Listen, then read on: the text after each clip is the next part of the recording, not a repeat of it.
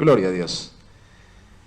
Bueno, es un privilegio estar de nuevo en este día domingo, Día del Señor, compartiendo juntos en este año 2020, mes de mayo.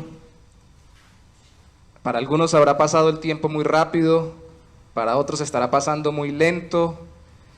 El caso es que va corriendo nuestro año 2020.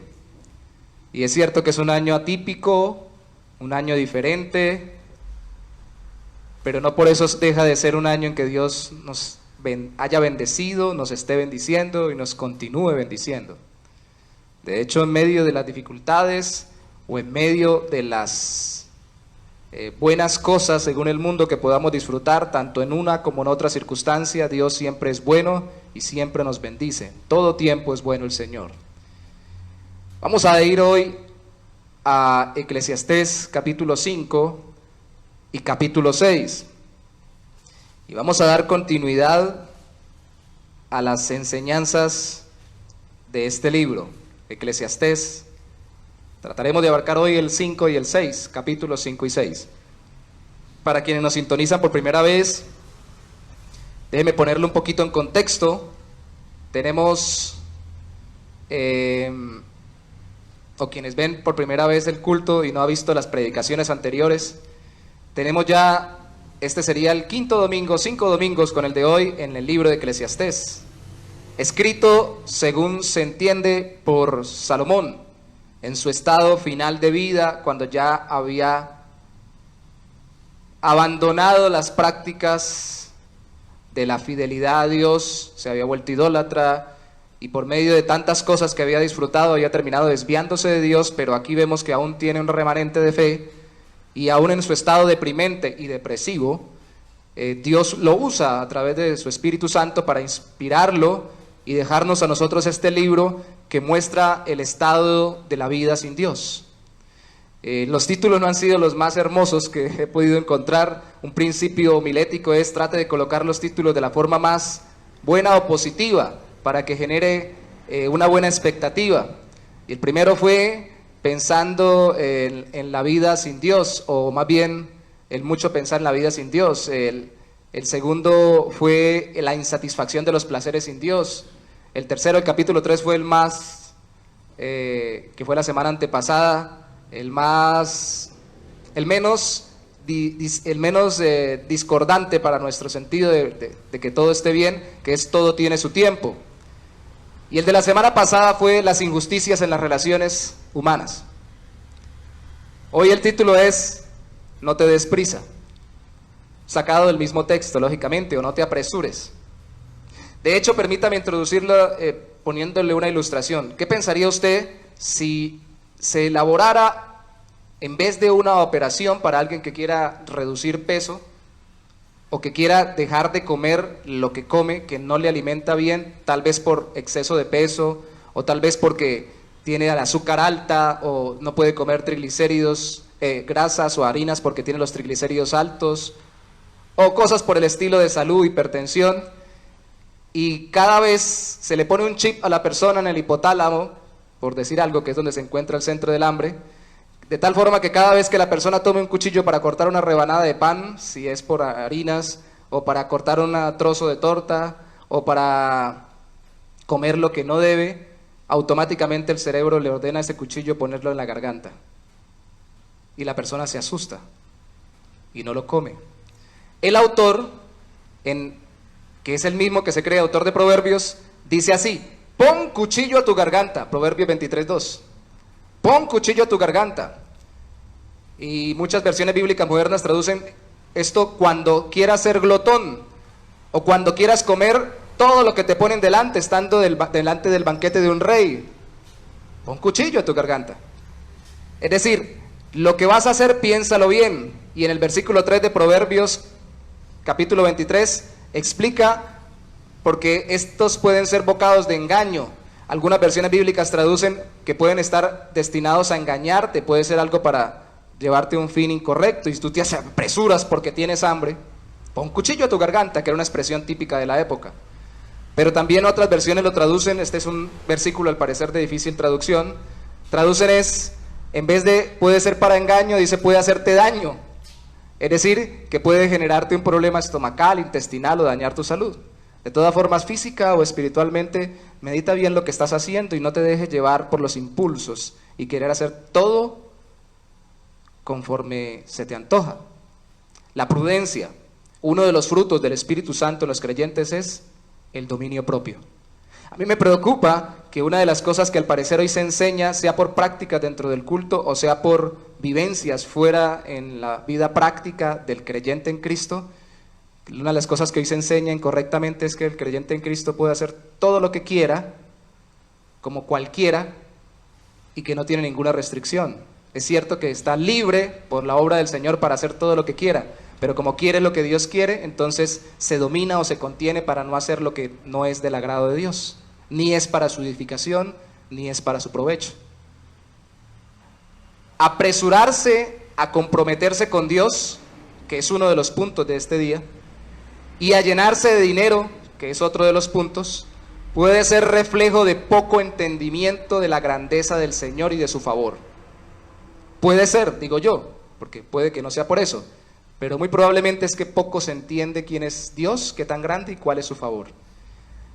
Así se esté buscando su ayuda para lo que se anhela o lo que se desea. Y lo contrario, es decir, no apresurarse a comprometerse con Dios, ni a llenarse de dinero apresuradamente, puede ser reflejo de una vida consciente de quién es Dios y de su favor en Cristo. Y vuelvo y recalco, puede ser porque alguien podría contenerse por simples razones legalistas y no por verdadero amor a Dios y para glorificar su nombre.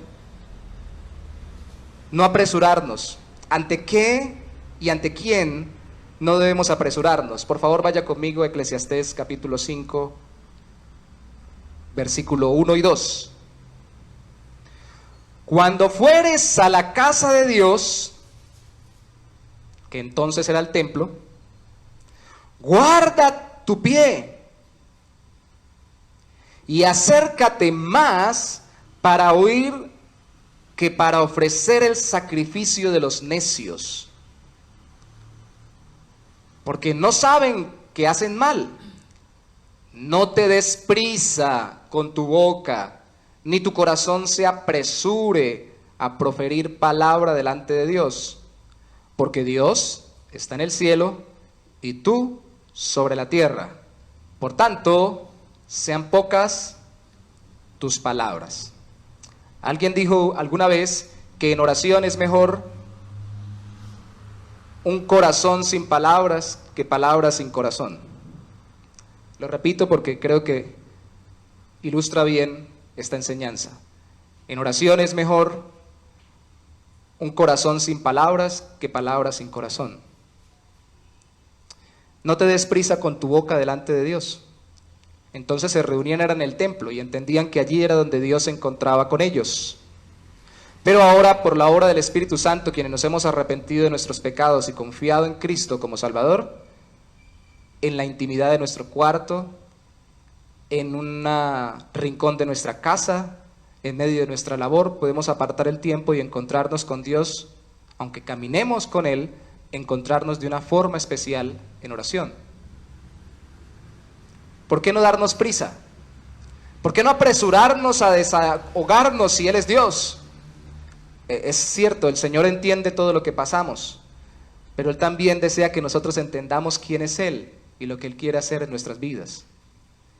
La primera razón es porque Él es más grande que nosotros.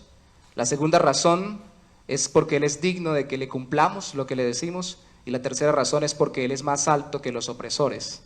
Primera, Él es más grande que nosotros. Ahí leímos en el versículo 2, Dios está en el cielo y tú sobre la tierra. Se nos olvida eso. Como se hizo hombre, descendió, se hizo ser humano, el Hijo de Dios, Dios junto con el Padre y con el Espíritu Santo, como uno de nosotros anduvo. Entonces perdemos a veces la percepción por la confianza que ahora tenemos como hijos de que nosotros no somos Dios. Él es Dios. Como dice el salmista, Él nos hizo y no nosotros a nosotros mismos. Oveja de su prado somos, o somos ovejas de su prado. Él es Dios.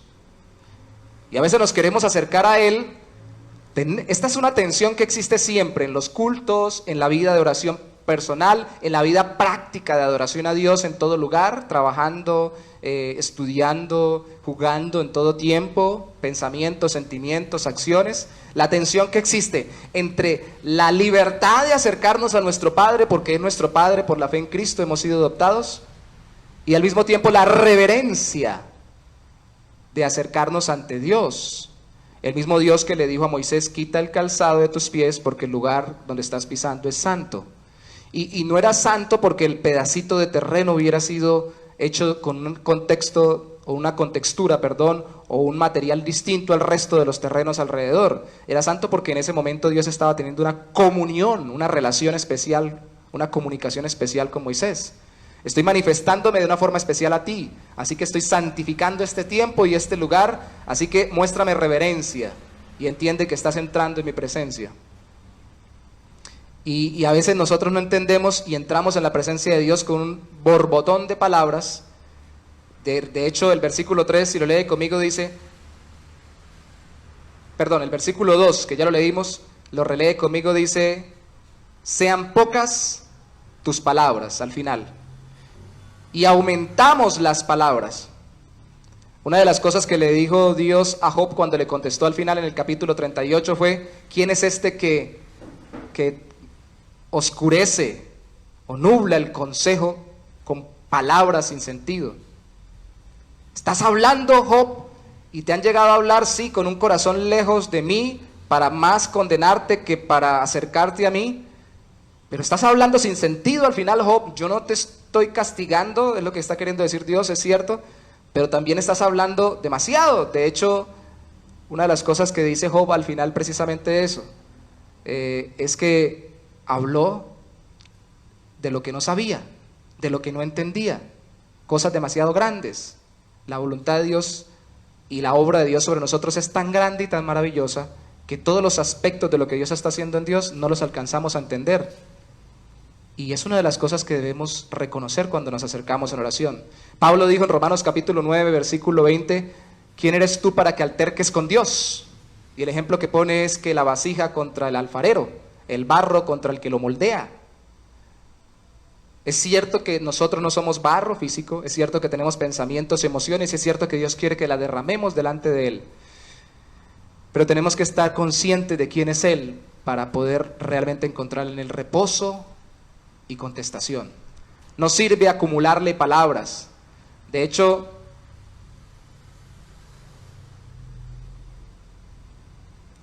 la multitud de palabras, de acuerdo al versículo 1, es el sacrificio de los necios. Y la palabra necio en todos los textos poéticos o sapienciales en el Antiguo Testamento significa insensato.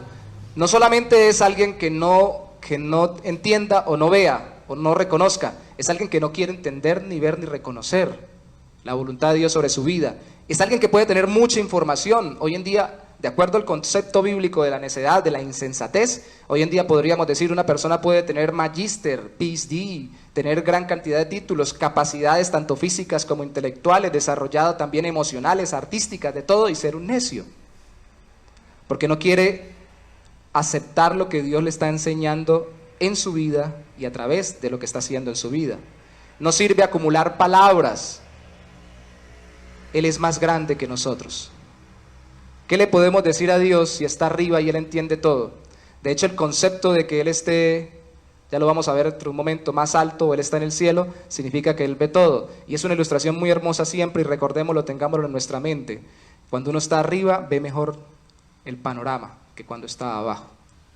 Y nosotros solamente vemos a veces lo que alcanzamos a percibir a nuestro alrededor. Y Dios sabe qué es lo que está obrando en nuestra vida.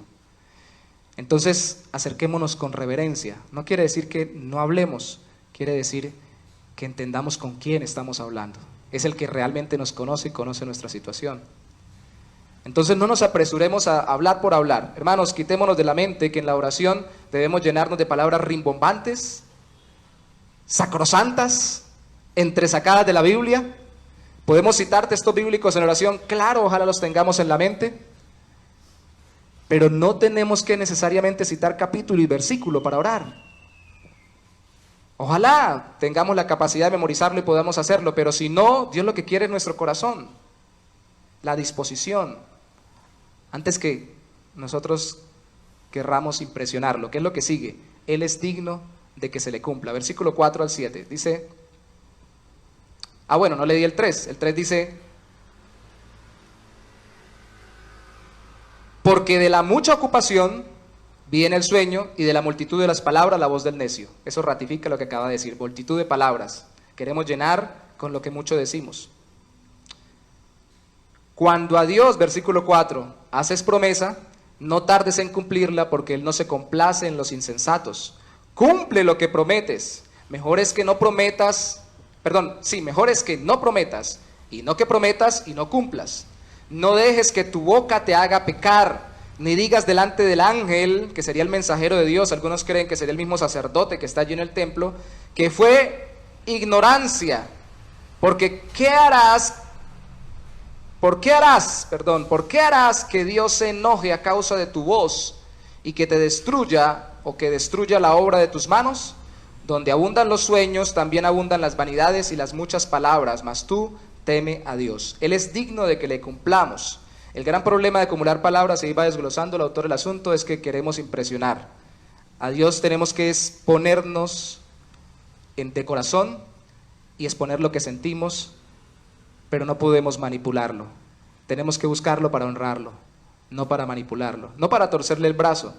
De hecho, cuando así hacemos, lo que nos exponemos es a que caigamos bajo su juicio, y lo que ya tenemos sea por Dios tratado para disciplinar nuestro corazón. Nos arriesgamos pidiendo, déjenme poner una ilustración sencilla. ¿Alguien alguna vez, yo trato de no ir en contra de las autoridades superiores y siempre respetarlas, pero alguna vez vi algo muy mal hecho por una autoridad de tránsito, no aquí en Bucaramanga, para que no piensen mal. Iba con un amigo en la moto hace muchos años, él en su moto y yo en la mía, y llegamos a un lugar donde estaban pidiendo documentos, y obviamente estaban pidiendo que tuviéramos casco y todo en regla. Al amigo le pidieron los documentos, a mí también, y pasó otro sin casco y lo dejaron pasar. De hecho, lo saludaron de muy buena manera. Entonces mi amigo dijo, ¿y este por qué no lo dejan andar sin casco? Y a nosotros nos piden todos los documentos. La persona lo que contesta es que sencillamente él es de nosotros, es un compañero. Y él le dice, entonces para él no hay ley. Entonces el que le está tomando los documentos le pregunta a mi amigo en la moto, bueno, usted mire, muéstreme a ver si tiene todas las luces prendidas. Y empezó a esculcarlo a ver por qué lo podía multar. El asunto es que cuando nosotros nos acercamos a una autoridad demandando, incluso una autoridad humana que esté actuando incorrectamente, menospreciamos el hecho de que tiene autoridad. Y este amigo lo hizo de una forma desafiante, y era injusto. Pero a veces a nosotros se nos olvida que la autoridad a la que nosotros le reclamamos tiene también la capacidad de mirar qué detalles estamos incumpliendo nosotros. En este tiempo, por ejemplo, de cuarentena, muchos han dicho, no salga, no se exponga y todo lo demás. Pero alguno de nosotros en algún momento, o alguien en algún momento, por alguna razón ha violado la cuarentena, o ha violado un pico y cédula, o ha hecho algo.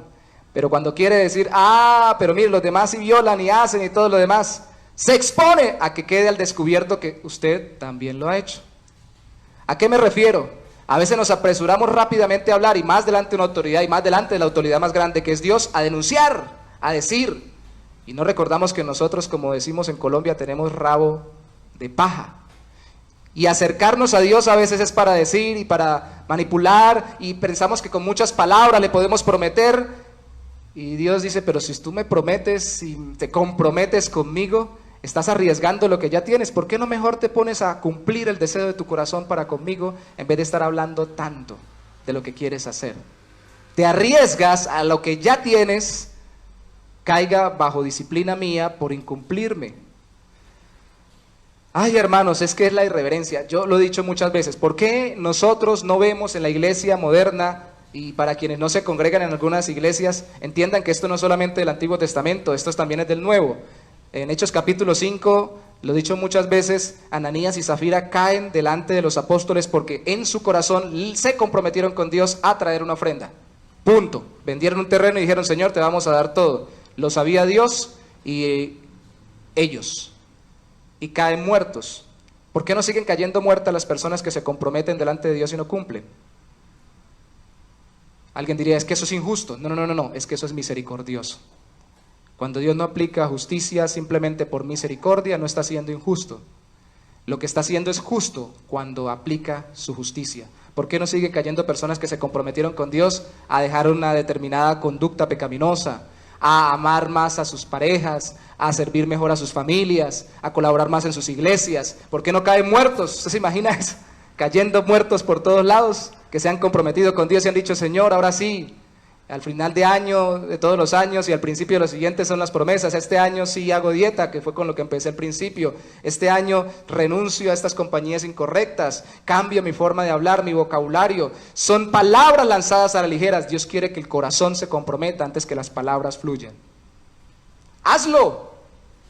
¿Quieres hacerlo? Hazlo. Hónrame con el intento, que es mejor el intento fracasando sin comprometerme que comprometerme a sabiendas de que después ni quiero intentarlo.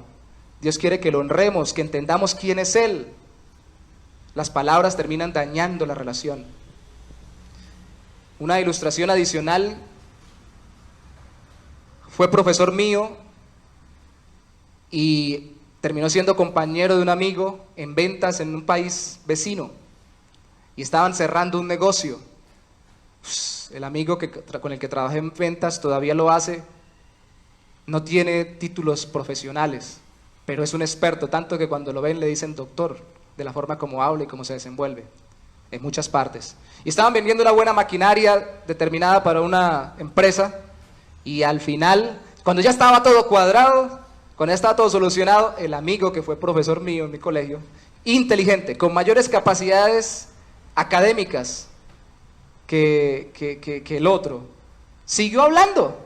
Y terminó diciendo, no se preocupen, hablando, yo me comprometo a mandarle a alguien que les capacite el personal para manejar esta máquina.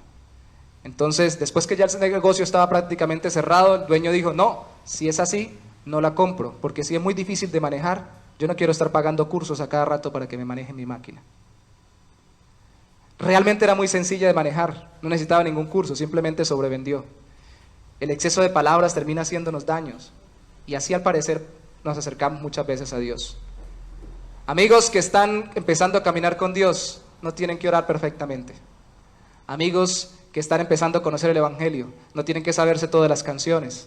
Tienen que disponer su corazón, escúchenlas, medítenlas, cántenlas en lo que puedan, oren con lo que saben. No tienen que citar todo de memoria, acérquense al Señor. La fe cristiana es sencilla, no es simple, es decir, es muy profunda, pero es sencilla, no es enredada, es entregar el corazón delante de Dios. No busquemos enredarlo a Él o manipularlo, desenredémonos y pongamos nuestro corazón antes que nuestras palabras.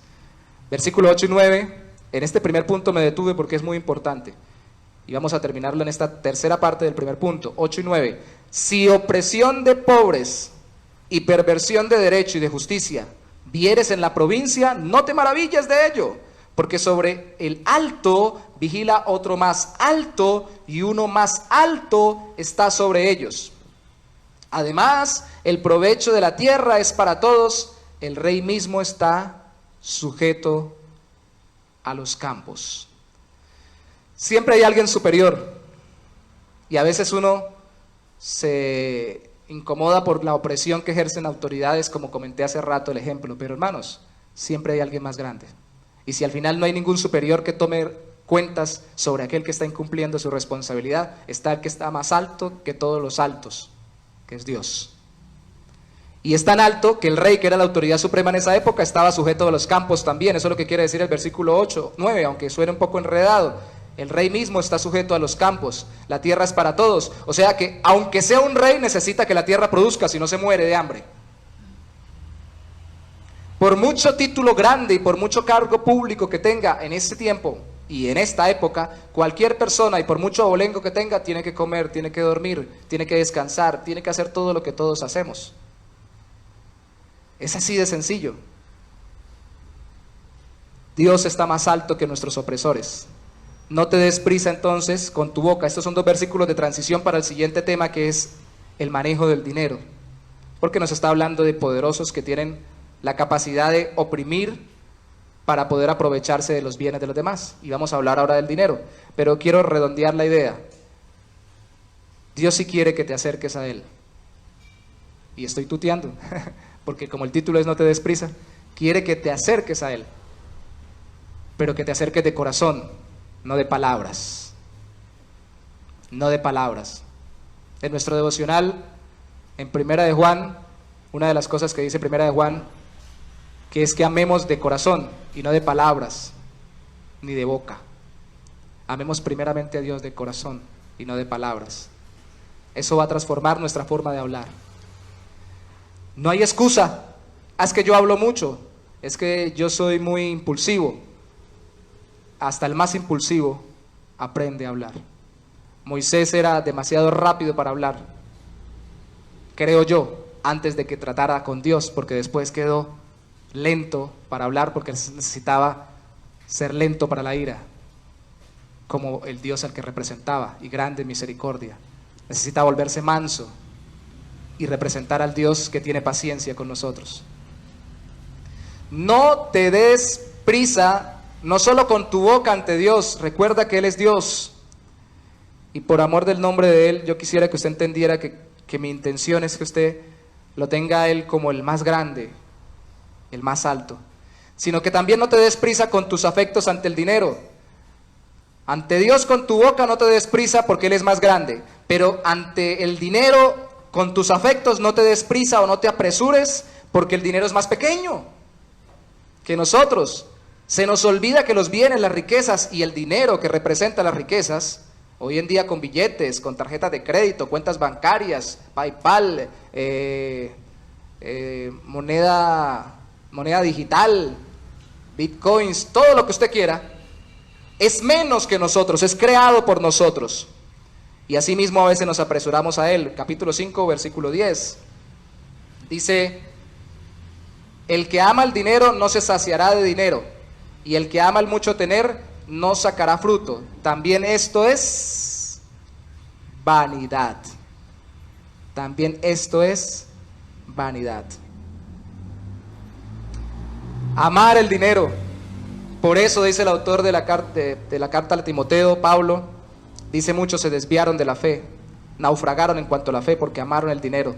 El problema no es el dinero, sino que raíz de todos los males es el amor al dinero. El dinero es más pequeño que nosotros. Versículo 11. Dice, cuando aumentan los bienes, también aumentan los que lo consumen. ¿Qué bien pues tendrá su dueño si no verlos con sus ojos? Entre más dinero hay, más gastos hay, más se consume. El dinero es más pequeño. Entre más se tiene, más se gasta. Y créame que no estoy queriendo ir en contra del emprendimiento.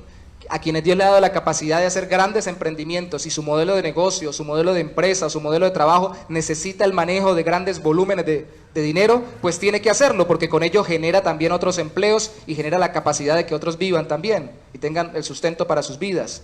El asunto aquí es poner la esperanza en el dinero sin olvidarse de que el dinero se consume, se gasta, se acaba y es una ilusión. Usted lo tiene hoy y mañana desaparece. Es finito. Y a veces lo amamos tanto y amamos tanto las riquezas, y como dijo alguien alguna vez, yo he visto ricos orgullosos, pero he visto más pobres orgullosos. A veces decimos, no son los ricos que aman el dinero y la plata. Sí, pero a veces hay pobres que somos más orgullosos, o personas con menos recursos, porque la amamos más. Lo que pasa es que no la conseguimos o no sabemos ubicarla, porque en medio de la desesperación por buscarla, la buscamos por donde no es. Aquí no se trata si tiene más o si tiene menos.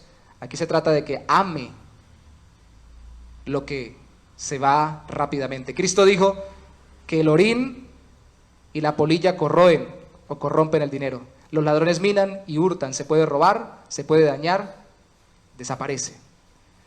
Lo mucho no deja dormir. Ese es el otro problema y se puede perder. Versículos 12 al 17. Dulce es el sueño del trabajador, coma mucho, coma poco, pero al rico, y ahí sí está hablando el que tiene muchas finanzas, no le deja dormir la abundancia. Hay un mal doloroso que he visto debajo del sol, las riquezas guardadas por sus dueños para su mal, las cuales se pierden en malas ocupaciones, y a los hijos que engendran nada le queda en la mano. Como salió del vientre de su madre, desnudo así vuelve, y yéndose tal como vino, y nada tiene de su trabajo para llevar en su mano. Ese también es un gran mal, que como vino, así haya de volver. ¿Y de qué le aprovechó trabajar en vano? Además de esto, todos los días de su vida comerá en tinieblas, con mucho afán y dolor y miseria. Trabajar, trabajar, seguir trabajando, volver a trabajar, y no dormir, no descansar, no disfrutar lo que se puede perder. No te des prisa a poner tu corazón o tus afectos en el dinero, porque te puede quitar la vida que necesitas para disfrutar lo que ya tienes. No deja dormir. ¿Cuánta gente? Y déjeme hacer de nuevo la aclaración. Hay gente que no tiene tanto dinero, ni es rica en sus cuentas bancarias y tampoco duerme pensando en el dinero, pensando en lo que vamos a pagar, pensando en lo que vamos a tener. Yo me acuerdo hace muchos años, una persona que me pidió consejería no podía dormir porque tenía muchas deudas y necesitaba mucho dinero. Siempre hay problemas de administración, siempre hay dificultades del entorno que no son responsabilidad nuestra, algunos elementos distintos, pero de todas formas, cuando el corazón está puesto en las finanzas y en la estabilidad de la economía, no se puede descansar. Se tenga mucho en superávit o se tenga mucho en débito, en deudas. Y yo le saqué en ese momento la Biblia y le mostré el Sermón del Monte, donde dice Jesús, que no nos afanemos, que Dios le da a los pajarillos y viste las plantas, que el Señor le iba a ayudar, que lo importante era que su corazón no se aferrara al dinero que necesitaba, así como no debe aferrarse nuestro corazón al dinero que tenemos o al que nos sobra, sino se aferrara a Dios, que puede darnos la paz y luego darnos como añadidura al dinero. Y ella me decía, sí, es que yo lo hago, ya leí todo el texto y todos los días lo leo de nuevo y no duermo. De todas formas no duermo.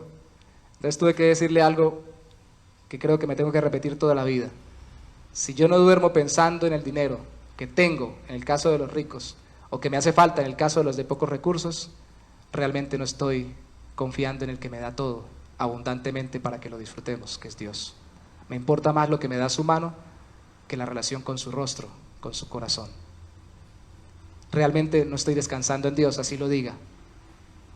¿Cómo estamos de sueño? Claro, algunas salvedades. Hay momentos en que se vuelven difíciles las cosas y hay periodos donde uno tiene que pasar un poco sometido a atención. Este tiempo de aislamiento preventivo ha desacomodado los ritmos biológicos de algunas personas porque no estábamos acostumbrados a pasar todo el día en casa y ya no sabemos ni a qué hora dormimos, ni a qué hora nos levantamos, o almorzamos, o comemos. Pero cuando es por el exceso de pensamiento, yo siempre le pregunto a las personas, ¿no durmió? ¿En qué pensaba? Y me dicen, no, yo no pensé nada. ¿En qué estaba pensando? Y la mayoría de las veces sí están pensando. Y están afanados, dándole vueltas al problema, en vez de descansar, dándole vueltas a Dios y su paz. El dinero es más pequeño que nosotros, lo mucho no deja dormir y se puede perder, tener mucho no asegura poder disfrutarlo, las riquezas no traen consigo la capacidad de disfrutarlas. Recuerde eso, las riquezas no traen consigo la capacidad de disfrutarlas. Yo puedo tener todo lo que quiero, Salomón es el autor de este libro y no estaba disfrutando nada de lo que tenía, a pesar de que se había dedicado a tratar de disfrutarlo. Versículo 1 del capítulo 6. A propósito, los versículos 18 al 20 lo vamos a dejar como conclusión dentro de los capítulos que estamos viendo hoy. Los versículos finales del capítulo 6 también nos hablan de las muchas palabras, por eso no los cité, están involucrados dentro de nuestro primer punto, las palabras delante de Dios. Capítulo 6, versículo 10 al 12. Vamos a abordar ahora del 6 del 1 al 9. Dice inicialmente el versículo 1 al 6, 1 al 6 de Eclesiastés: hay un mal que he visto debajo del cielo y muy común entre los hombres, el del hombre a quien Dios da las riquezas y bienes y honra, riquezas, bienes y honra. Ahí está todo lo que supuestamente quisiera alguien.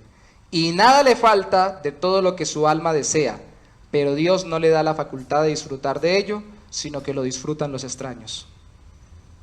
Aunque el hombre engendrare 100 hijos, aquí está aclarando, aunque engendrare 100 hijos, que era muy importante en la época, y viviere muchos años, que es lo que todos queremos, y los días de su edad fueren numerosos, si su alma no se sació del bien y también careció de sepultura, yo digo que un abortivo es mejor que él, o alguien que no nació, es lo que quiere decir. Eso es fuerte, porque este en vano viene, y a las tinieblas va, y con tinieblas su nombre es cubierto, que lo que quiere decir es que va a la muerte, porque para ellos no estaba claro si había vida después de la muerte, aunque sí hay algunos visos dentro de lo que escribe Salomón en este libro.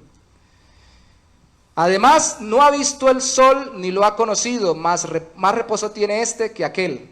Es decir, el que nace muerto, sale en tinieblas, no vive, no sufre lo que nosotros vivimos y no pasa las dificultades nuestras. Supuestamente, según Salomón, que estaba bien deprimido, está mejor el que nace muerto que nosotros que vivimos sufriendo. Y aquí está diciendo el que vive sufriendo, teniendo muchas riquezas. Porque si aquel viviere 1000 años 2 veces, sin gustar del bien, ¿no van todos al mismo lugar? Está diciendo, ¿de qué sirve tener si no se puede disfrutar? ¿De qué sirve tener si no se puede disfrutar? No importa si es poco, si es mediano, si es mucho. ¿De qué sirve tener si no se puede disfrutar? Esto es muy fuerte. ¿De qué sirve tener la vida si no la disfruto?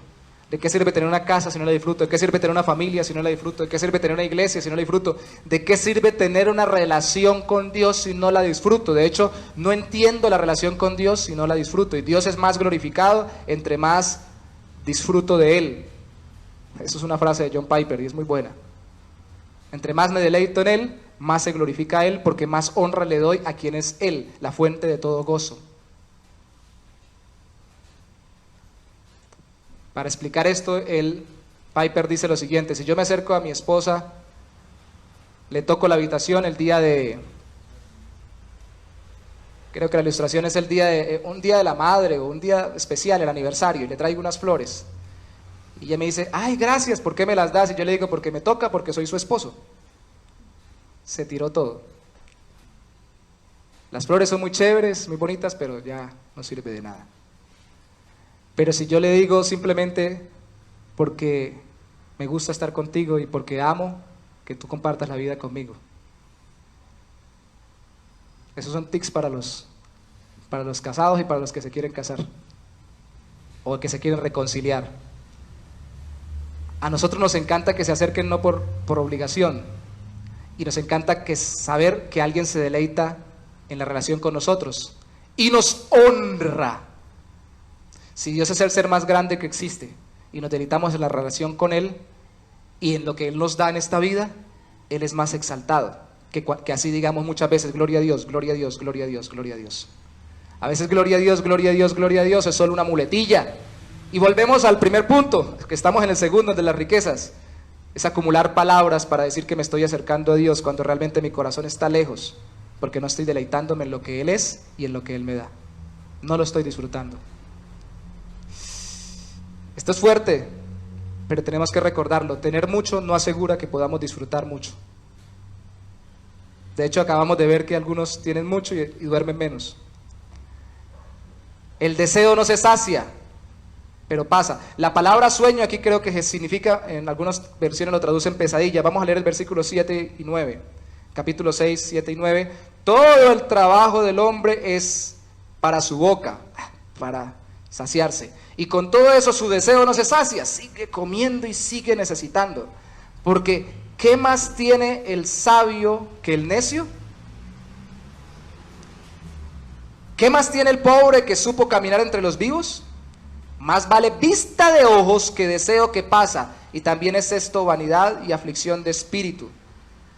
Aquí el deseo es igual que los sueños, en otro versículo de estos 2 capítulos, que no lo resaltamos. Anteriormente los sueños es que los muchos pensamientos producen preocupaciones y traen sueños o pesadillas. Y aquí el deseo es la necesidad de tener, y no se sacia, pero al final cambia, porque uno vive cambiando, es voluble, pasa, el deseo pasa. Es mejor disfrutar lo que se tuvo en el momento que vivir deseando lo que no se tiene. Es mejor, vuelvo y lo repito, disfrutar lo que se tiene en el momento que vivir deseando lo que no se tiene, porque desear siempre vamos a desear algo. Pero disfrutar solo lo que vemos, que quiere decir lo que percibimos o lo que tenemos a nuestro alrededor. Se dan cuenta que amar los bienes y amar el dinero significa enfocar nuestro corazón en lo que no tenemos, o en lo que anhelamos, o en lo que nos ilusionamos, que a veces pesadillas nos dan y no nos deja dormir, más que en lo que Dios nos está dando y en lo que estamos viendo y estamos recibiendo de su mano. La preocupación del autor es: la vida debajo del sol así en este mundo es muy frustrante, y más si estamos encerrados. Ahora una rendija, no vaya a abrir un hueco en el techo. Aquí el autor abre una rendija al cielo. Siempre la solución en medio de Eclesiastés es: conéctate con el hacedor. No te des prisa a hablar en vano con él, a querer manipularlo para sacarle. Tampoco te des prisa a aferrarte a lo que no tienes o a lo que tienes. En vez de disfrutarlo en Dios, aferrarte de una forma que no te permite disfrutarlo, sino más bien conéctate con aquel que te ha dado todo y mantén la relación con él.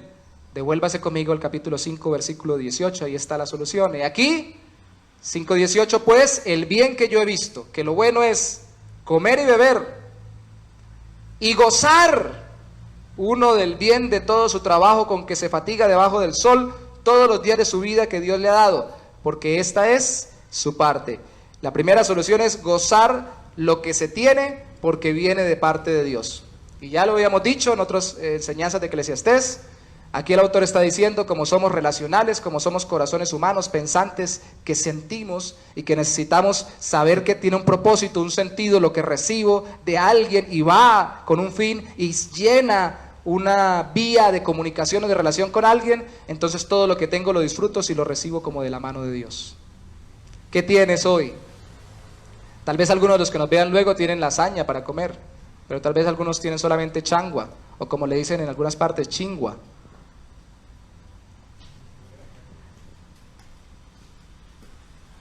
Algunos solamente tienen aguapanela con pan.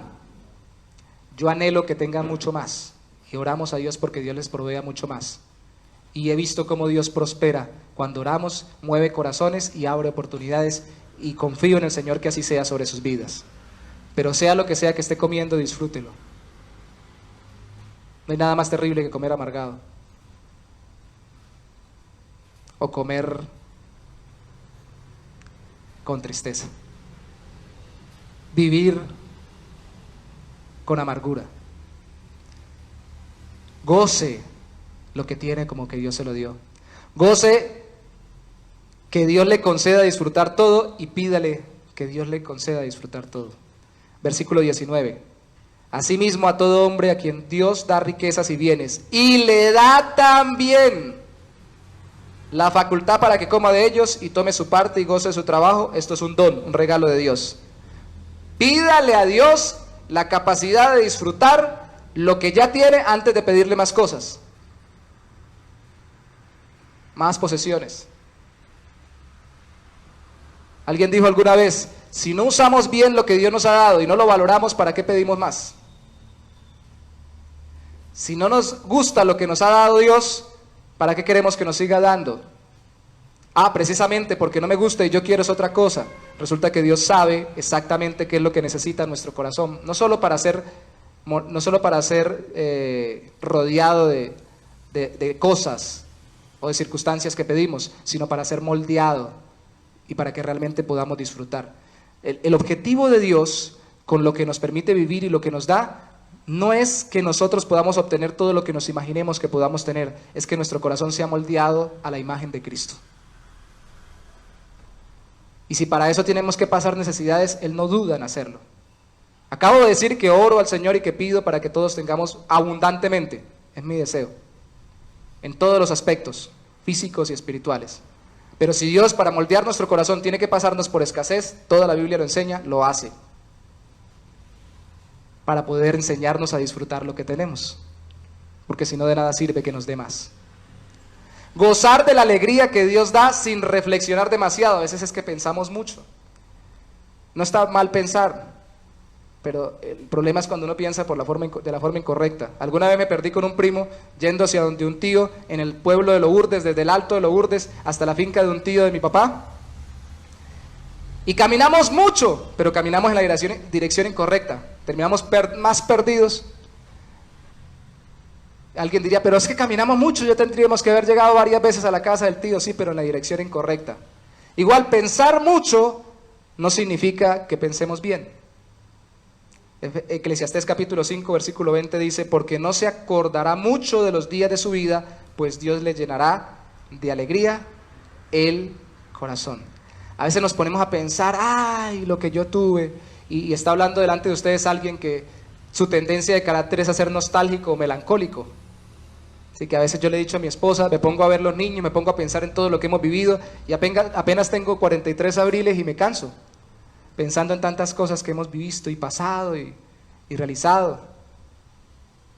¿Y de qué sirve que me acuerde de todo y piense tanto en todo si no me deja disfrutar lo que tengo ahora? ¿De qué sirve tanto que me lamente por lo que hemos vivido o que tema lo que vamos a vivir si no me permite disfrutar ahora? Estoy pensando no solamente de la forma incorrecta, sino en el tiempo incorrecto. Si pienso en el pasado es para dar gracias, si pienso en el futuro es para encomendarlo a Dios. Tengo que pensar el presente. Baste a cada día su propio afán, dijo Cristo. Hoy, Señor, ayúdame a disfrutar hoy. Que pueda prever, planificar, pero disfrutando el hoy. Que pueda agradecer del pasado, pero disfrutando el hoy. Hoy, Señor, hoy, Dios me llenará de corazón, el corazón de alegría, si me enfoco en el hoy. Gozar, gozar, gozar. Para que no creamos que todo esto es solamente del Antiguo Testamento, vayamos rápidamente a 1 de Timoteo capítulo 6, versículo 17.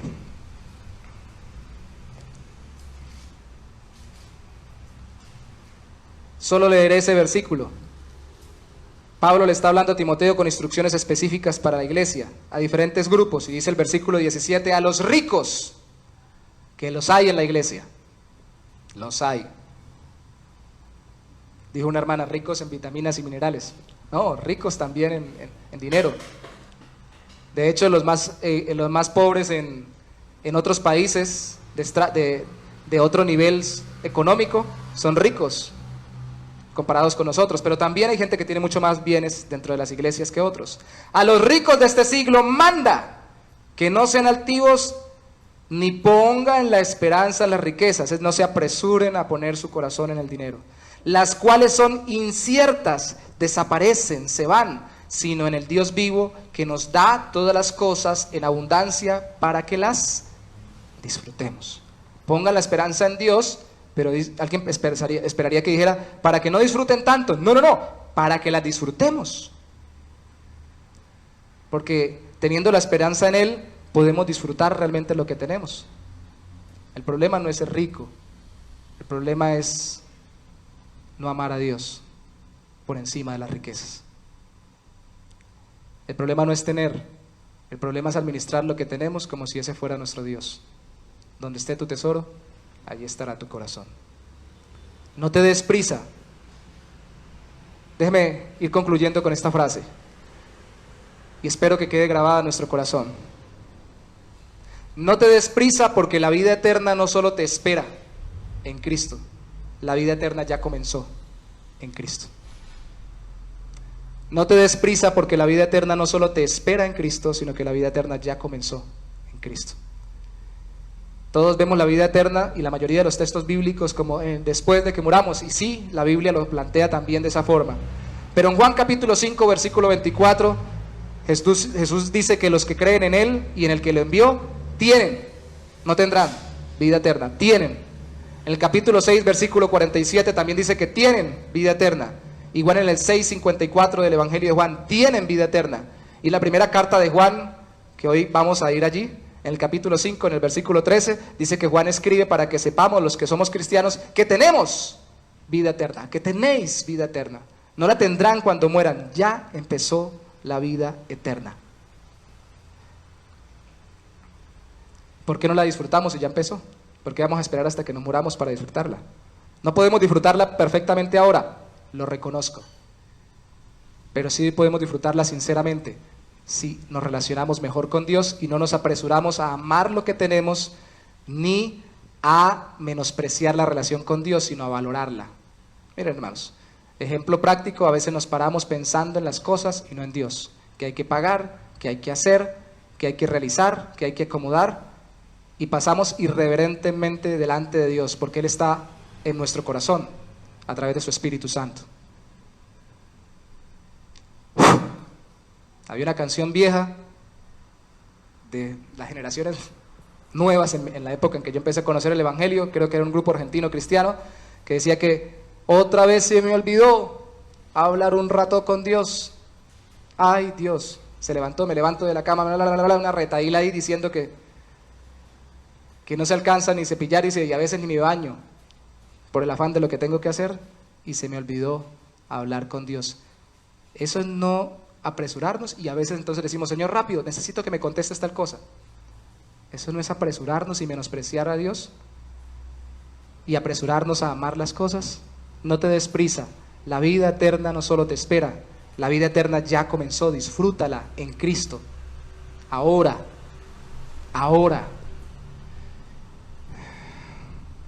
Anoche veíamos con mi esposa una película y me llamó la atención una frase, una película bonita, a mi esposa le gustan las películas de amor y de Navidad, y estábamos viendo una película, y en medio de todas esas películas mueven las emociones y todo lo demás, y tienen su menosprecio para Dios y todo el asunto, pero algo de lo que decía un hombre que ni cree en Dios ni cree en la vida eterna, decía su forma de pensar, citando a un autor, decía que alguna vez un estudioso había dicho que no existía solamente el infinito, sino que había infinitos más largos que el infinito. Como le decía yo a una hermana de la iglesia, ¿qué es más largo? 5 minutos debajo del agua o 1 año en un trabajo que uno no lo traten bien, o algo por el estilo. ¿Qué es más largo? 5 minutos debajo del agua, porque depende de la percepción. Cuando se está sufriendo se hace tan largo, pero cuando se está disfrutando se hace tan eterno, tan rico. Se pasa rápido, para unos rápido, pero tenemos que aprender a ver en cámara lenta lo que estamos viviendo y disfrutar cada momento especial en Dios. Y hacer de los momentos infinitos en medio de lo que vivimos temporalmente, es decir, de los espacios de tiempo, subdividiéndolos en partes infinitas, aprovechar lo más posible cada momento, incluso las dificultades, incluso las necesidades, aprovecharlo para que nuestro corazón sea edificado y ver qué nos está enseñando Dios y darle gracias y glorificarlo a Él. La vida eterna ya comenzó. Quienes nos ven y no se han entregado a Cristo, les pido que se arrepientan de sus pecados y se conviertan al Señor, pero no solamente para que tengan vida eterna cuando mueran, para que la tengan ahora, tengan vida abundante en Cristo. No conforme el mundo enseña, no estoy hablando de bios que puedan tener cantidades de cosas materiales. Dios les dará muchas cosas materiales por su gracia, que puedan tener vida espiritual y disfrutar de su existencia en Dios. Vamos a orar primero por la palabra y luego, antes de terminar, voy a orar por una petición especial. Señor, pedimos que tú tomes lo que hemos compartido hoy de tu palabra y saques nuestro corazón como por entre una rendija de en medio de nuestras casas donde estamos recluidos, pero sobre todo de en medio de nuestras vidas donde nos sentimos atrapados muchas veces. Y nos permitas verte a ti y relacionarnos contigo reverentemente y lentamente, pausadamente disfrutemos de la relación contigo, sin apresuramientos, sin afanes. No entramos a sacarte rápido lo que necesitamos, entramos delante de ti por la fe en Cristo, arrepintiéndonos de nuestros pecados para disfrutar de tu presencia y regresar a nuestra vida siempre que oremos y que busquemos tu rostro en tu palabra, regresar luego a nuestro diario vivir llenos de satisfacción porque todo lo vemos como dado por tu mano. Ayúdanos a no aferrarnos a las cosas, a no hacer al revés, a mirar mucha tierra y poco cielo, y a no entender que la vida eterna que nos espera después de la muerte ya comenzó ahora espiritualmente, para que podamos vivir delante de ti y disfrutar lo que tú nos das por medio de Cristo. Señor, nos has dado tanto, nos has entregado tanto, que nos debería dar vergüenza que muchas personas que han entendido esto y que han tenido infinitamente menos, y creo que no lo digo de forma alegórica, sino que realmente es muchísimo menos que nosotros en este tiempo, en este lugar, en cada situación, en cada circunstancia particular, por la relación con Cristo han vivido más felices y han muerto con una sonrisa en su rostro, aunque tengan un gran dolor, una gran carencia. Señor, cuán irreverentes hemos sido, viniendo delante de ti solo a arrebatar lo que estamos idolatrando en este mundo. Y cuánto gozo hay cuando venimos delante de ti para disfrutarte, relacionarnos contigo y que tú nos des la capacidad que solo tú puedes dar para disfrutar lo que tenemos en esta tierra. Señor, el don, el regalo no sirve de nada para nuestra vida sin ti, que eres el dador del don, el bueno, el que nos regala y el que satisface nuestro corazón. Hazlo, Señor, sobre cada corazón y cada vida, el don más grande, y es así como se obtiene la convicción de que tú eres bueno y que todo nos lo das abundantemente para que lo disfrutemos. El don más grande es tu Hijo Jesucristo. Te nos diste a ti mismo. El don más grande es que tú te hayas entregado. El don más grande es que nosotros podamos disfrutar de aquel que vivió, murió y resucitó por nosotros. Qué grande eres, Señor. Qué alto eres. Qué digno eres. Qué hermoso eres, Señor. Tú estás por encima de todo. Que podamos disfrutar aún este tiempo y todos los tiempos en tu presencia. Amén.